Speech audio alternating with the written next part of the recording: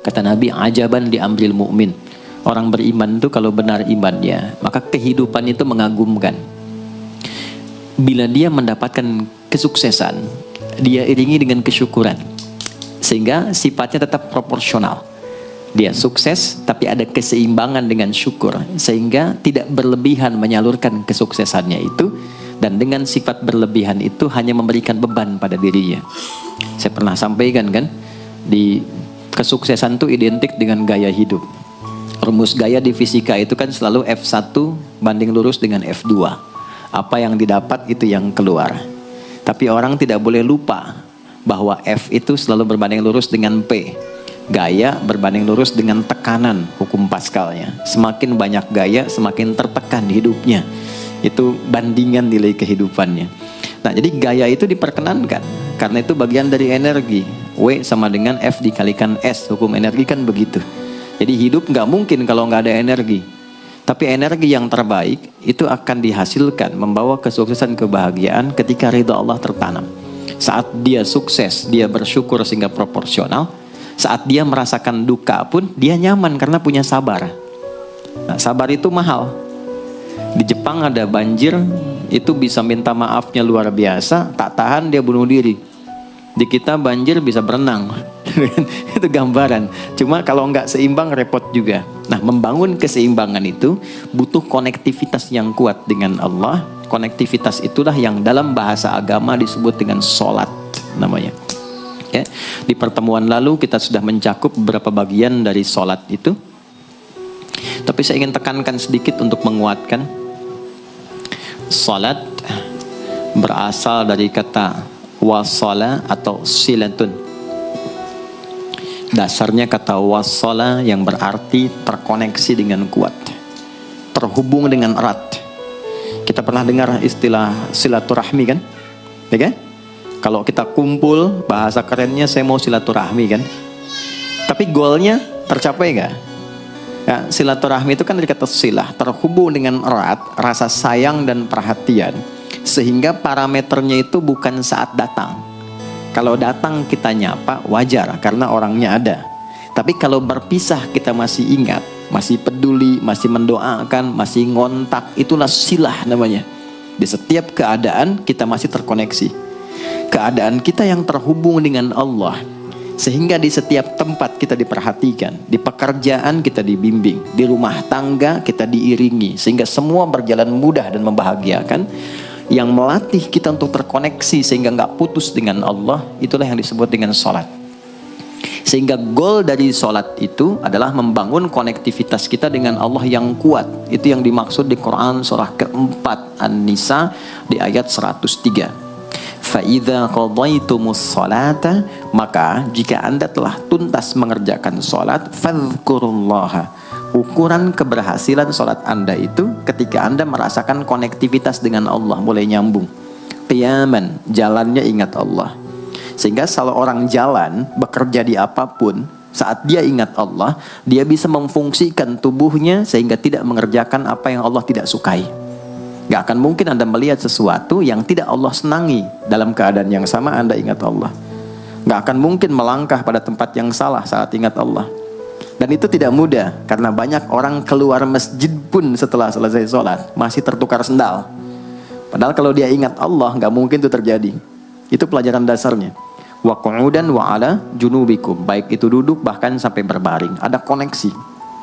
Nah, jadi singkatnya, sholat itu semua gerakannya, semua bacaannya, dari mulai kita bertakbir sampai kita salam, bacaan yang mengiringi, itu bukan sekedar gerakan hampa makna, formalitas kita bergerak dan berakhir, bukan sekedar membaca bacaan yang tidak ada isinya, tapi semua bimbingan bagaimana kita diajarkan langsung oleh Rasulullah bisa mengoneksikan lewat gerakan dan bacaan itu tersambung kepada Allah, sehingga feedbacknya semua apa yang kita bacakan dijawab oleh Allah. Semua gerakan yang kita lakukan ini hakikatnya bimbingan tentang inti kehidupan kita. Jadi di sholat itu ada bacaan, ada gerakan, ada hikmah, ada maknanya semua. Jadi bukan kita takbir begini hampa saja. Tidak. Kenapa mesti begini? Kenapa tangan yang kanan menutup yang kiri? Kenapa bacaannya setelah itu ada iftitah, ada al-fatihah? Itu ada maknanya. Dan dahsyatnya, semua profesi-profesi sahabat dan generasi setelahnya yang belajar dengan benar tentang sholat ini, itu semua merubah hidupnya jadi lebih sukses dari apapun yang mereka pilih dalam menjalani hidup. Dan yang paling hebat, itu yang menjadikan Nabi mendapat perintah pertama bukan zakat, bukan haji, bukan umrah, bukan puasa, tapi sholat. Dan perintahnya khusus, spesial, disampaikan dalam peristiwa Isra Mi'raj untuk memberikan pesan begitu tingginya nilai sholat ini untuk kehidupan manusia. Mohon izin maaf bagi teman-teman yang baru bergabung, supaya tidak banyak mengulang, teman-teman bisa cek kembali di pelajaran sebelumnya. Kita kemarin telah selesai di pembahasan iftitah dengan tangan kanan meletakkan di punggung yang kiri, lalu kemudian diletakkan di atas dada seperti ini. Kesimpulannya adalah, saya cepat saja, dari mulai kita bertakbir, kalau ingin terkoneksi dengan Allah, maka fokuskan diri kita untuk tersambung. Buang urusan dunia semua ke belakang. Jangan bawa dalam sholat.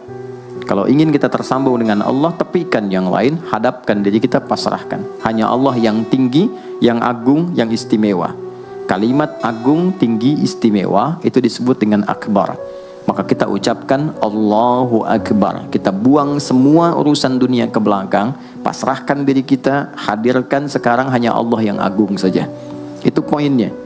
Kenapa problemnya tidak sedikit orang sholat itu sulit menemukan kekhusyuan? Karena dia bertakbir masih membawa dunia. Dia tidak sholat dengan memahami gerakan takbirnya. Dia jadikan sebagai formalitas. Apakah benar? Secara fikih benar. Gugur kewajiban, dapat pahala sesuai keikhlasan, tapi value dari sholat yang mahal itu nggak dapat. Itu poinnya. Buang semua urusan dunia, kemudian tambatkan diri kita hanya kepada Allah. Dan uniknya kata Nabi, di fase itulah setan mulai bertugas yang mengganggu kita, supaya kita tidak fokus untuk memahami dan melakukan apa yang kita baca dan kita gerakan. Ada setan khusus menggoda orang sholat, namanya khanzab. Nanti ada 9 jenis setan yang detil tugasnya itu berada di sekitaran kita. Mungkin satu kali Mas Baim kita belajar tentang fikih setan. Belum pernah ada kan ya? Anda kalau kesini cuma tahu jalan yang lurus, nggak tahu macetnya, nggak tahu lubangnya, sulit menghindarinya. Kebanyakan orang belajar tentang malaikat tapi nggak belajar setannya, sehingga nggak tahu setan apa yang sedang memprovokasi dirinya. Di Quran, malaikat disebutkan 88 kali, setan disebutkan 88 kali. Kalau kita cuma dengar motivasinya, nggak tahu provokasinya, kita nggak tahu bagaimana cara menghindari yang ini. Itu poinnya. Khanzab itu dia menggoda orang sholat, dimulai dari takbir. Jadi kalau belum takbir, Anda bisa merasa fokus apa saja. Nggak percaya silakan. Sebelum takbir tuh bisa siap fokus. Tapi begitu Anda mulai bertakbir, di hadis riwayat Abu Daud, Allahu Akbar, fayaqulu syaitanu. Maka di sini setan mulai tugasnya untuk mengganggu orang supaya nggak dapat nilai-nilai tadi. Maka dia berkata, udhkur kadza. Kamu ingat ini ya, kamu ingat itu ya. Betapa Anda memulai dengan membuang semua urusan dunia. Tapi kalau sudah takbir, itu setan yang install. Masuk sendiri dia. Makanya kalau nggak percaya silakan nanti zuhur tuh ya. Begitu Anda takbir, itu masuk semua. Ingat ini, ingat itu, mobil parkir di mana. Sampai ceramah saya sekarang pun itu akan masuk. Ingat ya, ada setan yang goda. Nah itu setan itu. Itu setan sendiri. Membuat kita itu begitu lupa. Sampai lihat ujung hadisnya. Hatta la yash'ural musalli kam raka'atan yusalli. Sampai nanti akan ditemukan orang sholat, dia tidak sadar berapa rakaat sedang menunaikan sholatnya. Nah itu kalau Nabi sampaikan pasti terjadi. Poin untuk kita bisa mengatasi itu, poinnya apa? Quran surah ke-29 dulu. Ayat 45. Quran surah 29 Al-Ankabut ayat 45. Di Islam tuh uniknya begini, istimewanya.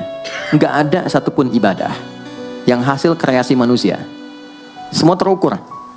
Ini dalilnya, alasannya, landasan kita ibadah itu dari Tuhannya ini.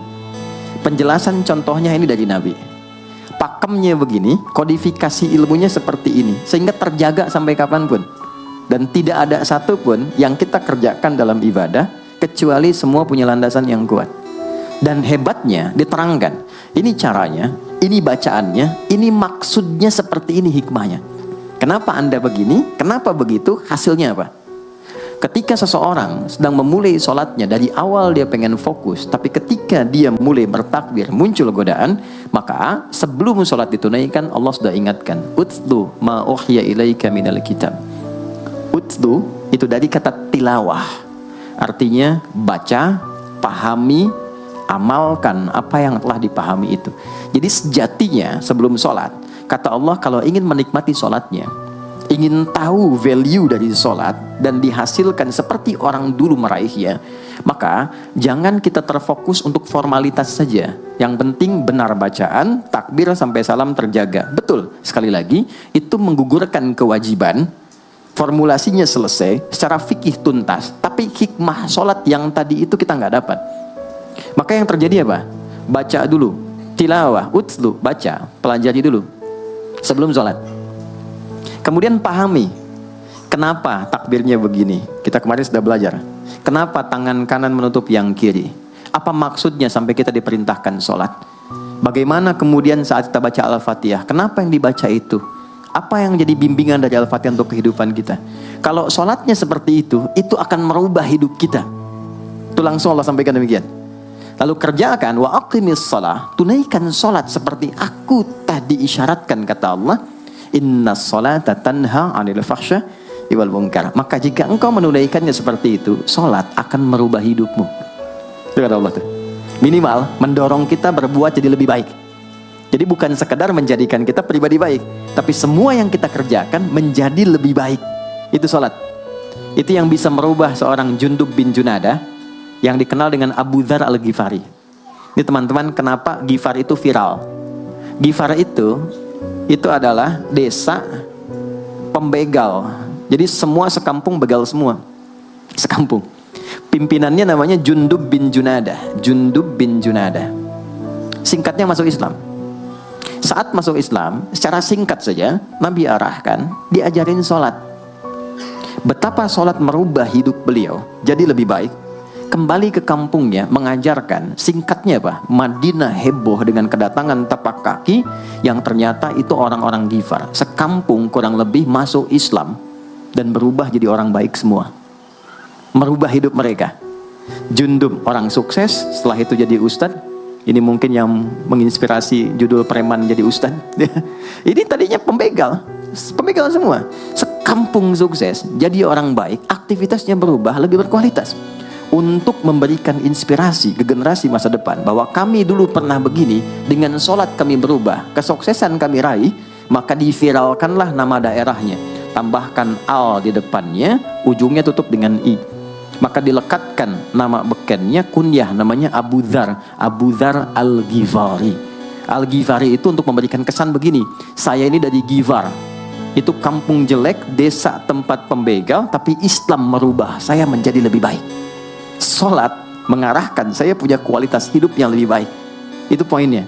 Sejak peristiwa itu, orang-orang Islam dari manapun yang bukan Arab itu selalu melekatkan nama daerahnya untuk mengenalkan Islam pun sudah sampai ke tempat saya. Buktinya saya menjadi baik.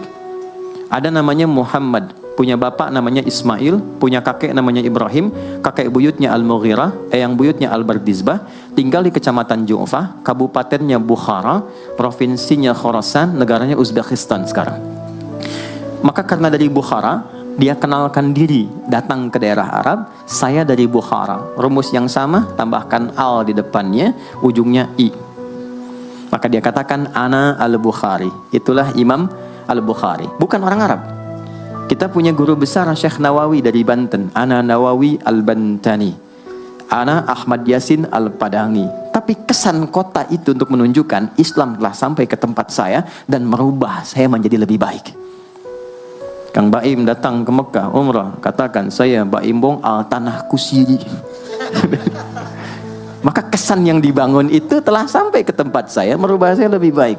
Saya Arman al Pondok Indahi misalnya kan, tidak masalah. Itu sah. Dan orang mengenal, oh rupanya Islam telah ke setiap wilayah. Tapi value-nya sampai enggak. Jangan cuma kita katakan saya dari fulan, saya dari tempat A.